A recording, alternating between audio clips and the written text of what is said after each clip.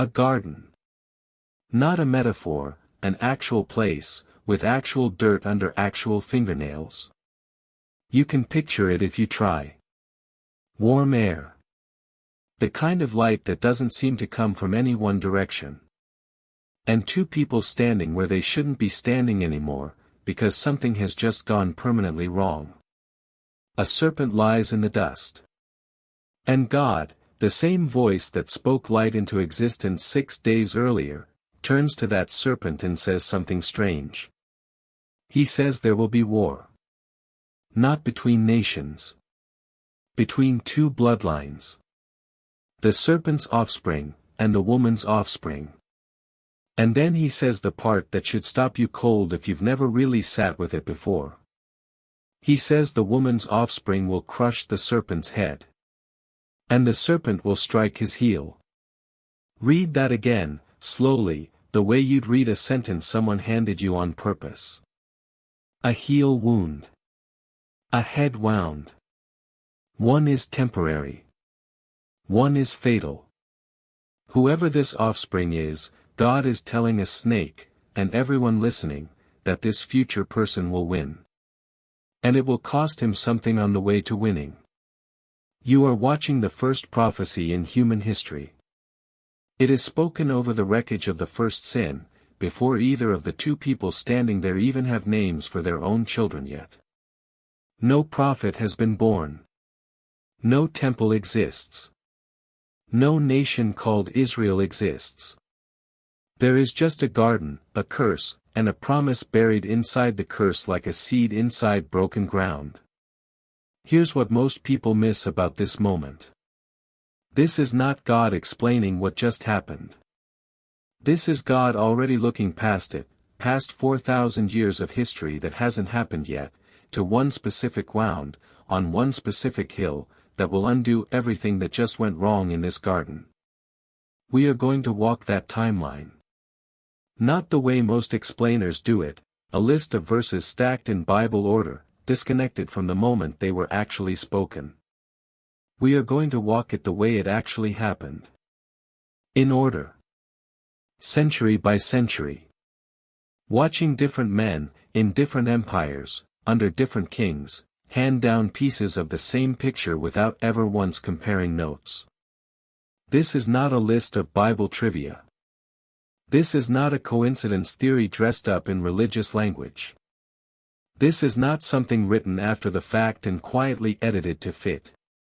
This is a timeline, laid down across 16 centuries, by shepherds and kings and exiles who never read each other's work, and it ends on one face. We'll get to that hill. The one where a heel is struck and a head is crushed at the same time, in the same body, on the same afternoon. But not yet. First, we go to a mountain. And a father. And a knife raised over his only son. Mount Moriah. 2,000 years before a cross stands anywhere near this same ridge, an old man is walking up it with his son.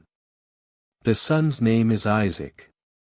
He is young, strong enough to carry wood up a mountainside, and he does not yet know what his father has been told to do. Abraham has heard a voice, the same voice from that garden, generations back, and the voice has asked him for the impossible. Take your son. Your only son. The one you waited 100 years for. Go to the mountain I show you, and offer him there. You can imagine what those 3 days of walking must have felt like.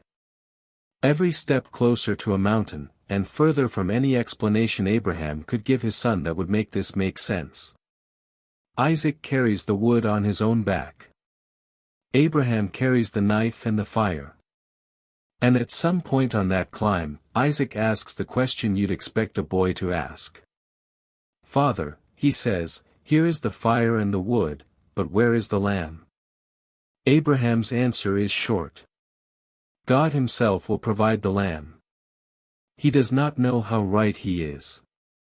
And if you've ever said something true without understanding why it was true, a comfort you offered someone that turned out to mean far more than you realized in the moment, you already know exactly what's happening on that mountain. Stay with me, because this is where the story stops being about a father's obedience and starts being about a pattern. Abraham binds his son on the altar. He raises the knife. And at the very last second, a voice stops his hand, and Abraham looks up to see a ram, caught by its horns in a nearby thicket. Provided. At the last possible moment. In the son's place. A substitute, on a mountain, taking the place of a beloved son who was set to die. This is not the last time that pattern shows up.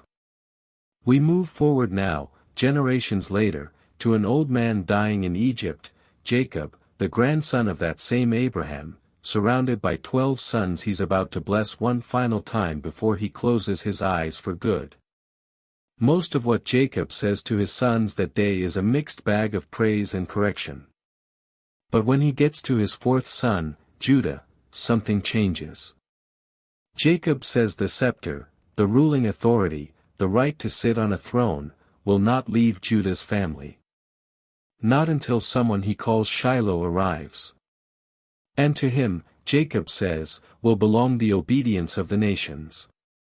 The Hebrew word is Shiloh, an old, difficult word, likely meaning the one to whom it belongs. Jacob is dying in a foreign country, owning no land of his own, and he is naming a king who has not been born, from a tribe that does not yet rule anything. But it gets stranger. There's a story tucked into this same stretch of history that rarely makes it into these timelines, and it deserves a place here. A famine drives a woman named Naomi out of Bethlehem and into the neighboring country of Moab, where she buries her husband and both of her sons. One of her daughters-in-law, a Moabite woman named Ruth, refuses to leave her side, and the two of them return to Bethlehem with nothing, no husband, no land, no protection in a world where a woman without either had almost nothing. What Ruth needed was what the law called a kinsman redeemer, a close relative with both the right and the willingness to buy back what the family had lost, and to marry the widow left behind. A man named Boaz turns out to be exactly that. He has the legal standing. He has the resources. And he chooses to use both, at personal cost, for a foreign widow with nothing to offer him in return. Hold that thought, because that word, Redeemer, is not just a nice title for a kind man. It's a legal and relational picture that keeps resurfacing, of someone who steps into a ruined situation with the right and the willingness to buy it back at his own expense. Picture your own worst season, the one where you had nothing left to offer anyone, where every door looked closed by your own circumstances rather than your own choices. That is the position Ruth was standing in when Boaz chose her anyway. Ruth and Boaz's great-grandson, as it happens, will be David. Roughly 800 years after Jacob's deathbed blessing, that same shepherd-turned-king named David sits down to write a song. David knows what it is to be hunted, to run from enemies, to feel abandoned in the dark. And in one particular psalm, the 22nd, David writes about hands and feet that have been pierced. About bones that can be counted through stretched skin. About enemies casting lots for his clothing while he's still alive to watch them do it. Here's the detail that should stop you. Crucifixion, as a method of execution, will not exist for another 700 years. It has not been invented yet. Piercing hands and feet through wood is not a punishment David has ever seen carried out, not on criminals, not on enemies, not on anyone. He is describing an execution method centuries before an execution method exists. David is not writing about himself. He knows it. You can feel him reaching past his own life for something he doesn't fully understand yet, describing a death that has no place in his world. Try to imagine writing a detailed description of an event you have no framework for. That's what you're watching happen on this page. A father's son spared on a mountain. A dying man's blessing over an unborn king. A foreign widow bought back by a redeemer who didn't have to choose her. A shepherd king's psalm about a death that hadn't been invented. 4 different moments. For different families. One picture, forming slowly, without any of them comparing notes. Pause here for a second, because it's worth naming what you just watched. For different stories. For different centuries. A garden, a mountain, a foreign widow, a psalm. None of them read each other's writing. None of them met. And already, without trying, a shape is emerging, a coming king, wounded on purpose, redeeming someone else at cost to himself. If you're finding this as unsettling as I did the first time I traced it out, hit subscribe, because we're only about a third of the way through this picture, and it gets far more specific from here. Drop a comment with which piece has surprised you the most so far. I read every one. Now we leave the age of shepherds and kings behind. We move into the age of prophets, men speaking directly into empires that are about to swallow their entire nation whole. Jerusalem, roughly 700 years before a stable in Bethlehem, and the nation is not doing well. The Assyrian Empire is the largest military machine the ancient world has ever seen, and it is moving south, swallowing kingdom after kingdom, and everyone in Jerusalem knows they could be next. Into that fear steps a prophet named Isaiah, a man with access to the royal court, watching a frightened king make one bad decision after another. And in the middle of all that panic, Isaiah says something that has nothing to do with Assyria at all. He says a virgin will conceive and bear a son, and they will call him Immanuel, God with us.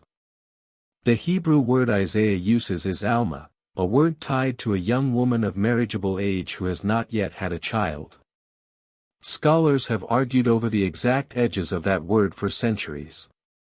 But Isaiah isn't finished. A few chapters later he goes further, and gives this child a title no king of Israel has ever worn.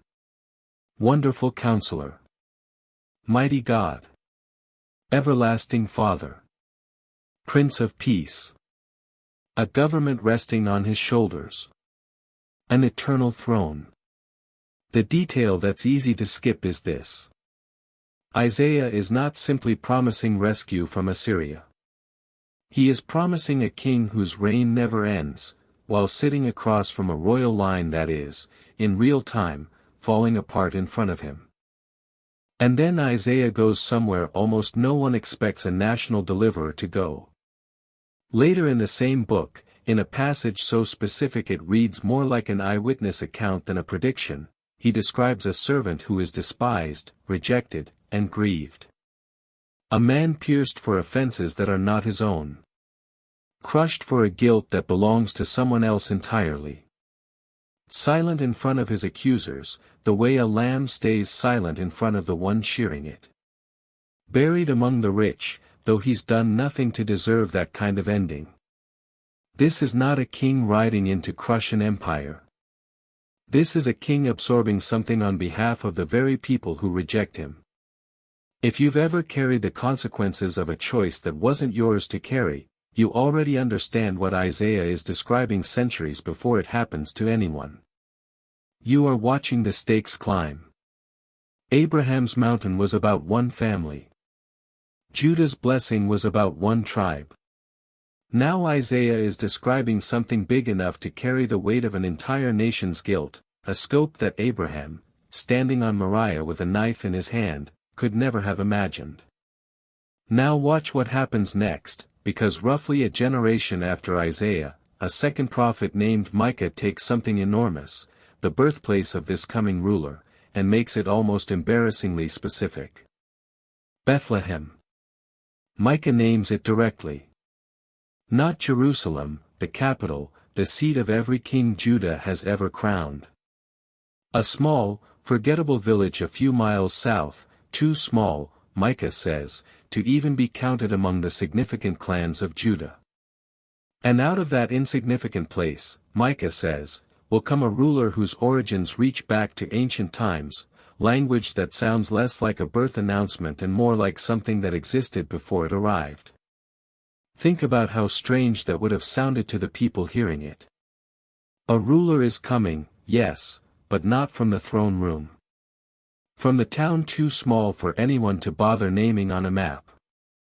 The same town, worth noting, where a foreign widow named Ruth once gleaned leftover grain in a stranger's field.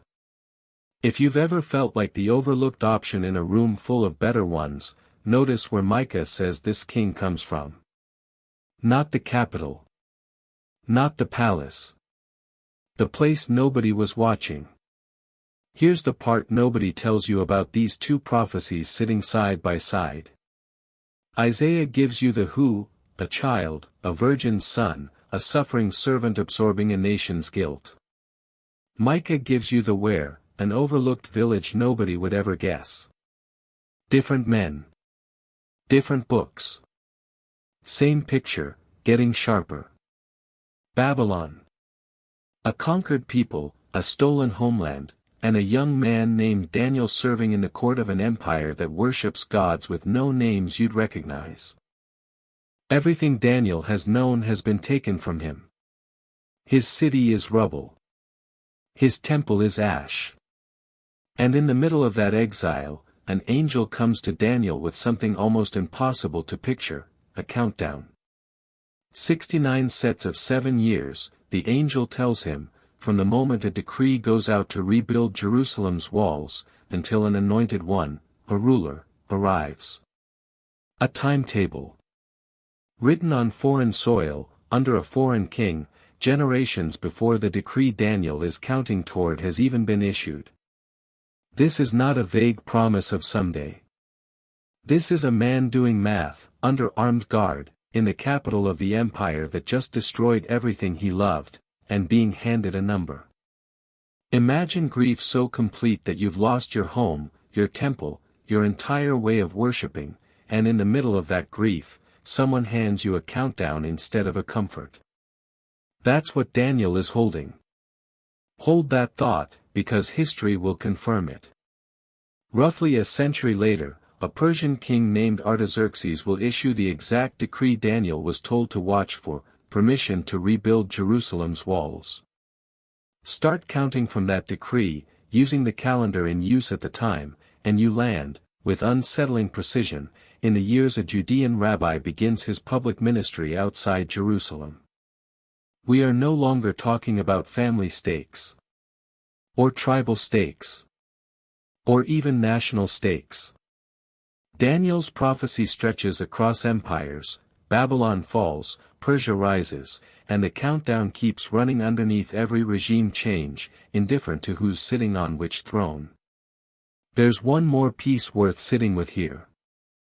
The first-century Jewish historian Josephus, writing from inside the Roman world itself, recorded the destruction of Jerusalem's temple in AD 70, an event that permanently ended the sacrificial system this entire timeline has been quietly building toward since a ram was caught in a thicket on Moriah. After that year, the blood sacrifices this whole story assumed as background noise simply stop. There is no temple left standing to perform them in. And there's one more piece to this, from a prophet named Zechariah, writing after the exile ends and the temple is being slowly rebuilt. Zechariah writes two pictures of the same coming king, and on the surface, they don't fit together. In one, the king arrives humble, riding not a war horse but a donkey, righteous and bringing salvation, entering the city as a servant would. In the other, later in the same short book, the people of that city look on someone they themselves have pierced, and grieve for him the way you'd grieve for an only child, a firstborn son lost too soon. A king on a donkey. A pierced body, mourned by the very people who did the piercing. Two moments that read like two different men, until you remember Isaiah's servant, crushed for someone else's guilt. Until you remember David's psalm, describing pierced hands centuries before that method of execution existed. Until you remember a garden, and a promise that a wound to the heel would come before a crushed head. You are watching every thread from the last 20 minutes pull toward the same point at once. This is not a coincidence stacked on a coincidence. This is not several different endings competing with each other. This is one story, told from 4 different centuries, converging on one hill. Because that's exactly where we have to go now. Back to the image we planted at the very beginning, a heel struck, a head crushed, spoken over a garden 4,000 years before any of this happened. Golgotha is that hill. And on it, the two wounds from Eden's oldest promise land on the same body, in the same afternoon. The heel wound, real suffering, real death, a body broken and buried in a borrowed tomb. And the head wound, the thing that broke him is, in that same moment, being broken. Not later. Not someday. There. If your mind wants proof that this isn't just religious pattern matching, consider what a mathematician named Peter Stoner did with a small portion of these prophecies. Stoner and a team of students calculated the odds of a single person fulfilling even 8 of these predictions by chance alone. Not 300. Not 50. 8. Their number came out to roughly 1 in 10 to the 17th power, a figure so large it stops being a number you can picture and becomes something closer to a wall. And this timeline you've just walked isn't 8 prophecies. It's dozens, spoken across 16 centuries, by men who never once compared notes. That is not a coincidence. That is a signature. So what do you actually do with a timeline like this? 3 things. Just 3. But I want you to sit with all of them, because the last one is the one that's been sitting with me since I first traced this out myself. First, the facts of it. What you just walked through spans roughly 16 centuries.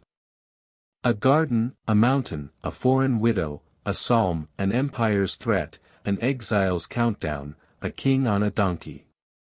Different authors. Different languages.